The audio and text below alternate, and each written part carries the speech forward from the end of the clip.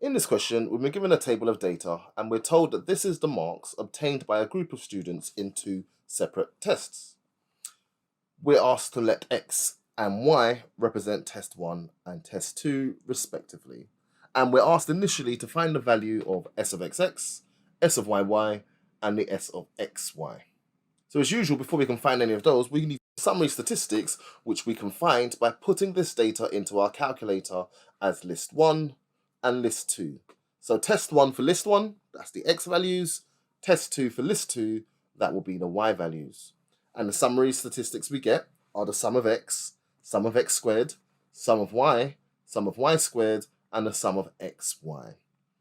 We also get a value for n, which we're going to use all the way through our calculations. S of xx, that's going to come from the sum of x squared minus the sum of x squared over n.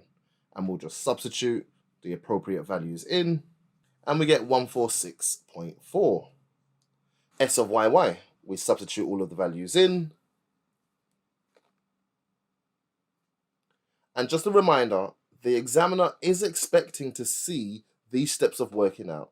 There will always be method marks for you writing in the numerical values substituted into the formula.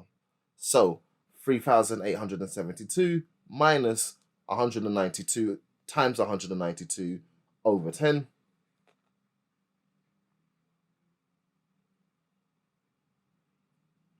So 2,337 subtract 114 times 192 over 10, all written in that fraction. That's where the first method mark would come from, and then the last mark will come from the accuracy of your final answer, 148.2. Now that we have those three values, they're going to be useful in any correlation or regression question that might follow.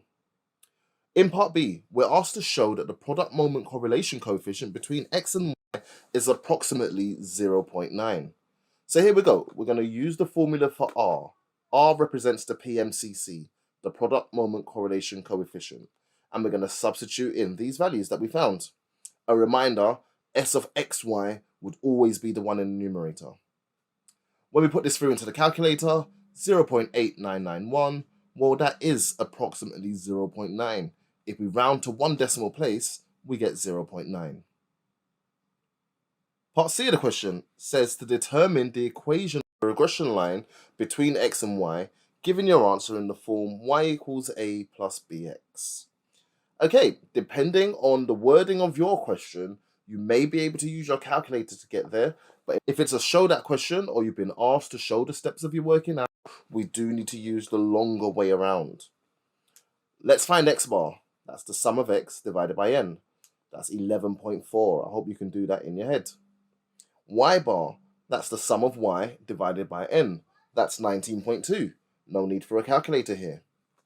We can find b and a, the gradient and intercept of the regression line.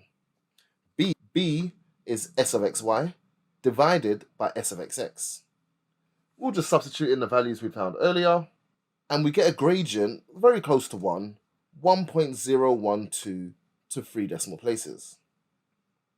A we can find by using y bar minus b multiplied by x bar.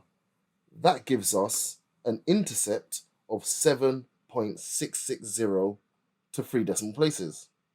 With these two values, we can form the linear regression line. Y equals 7.66 plus 1.012 x.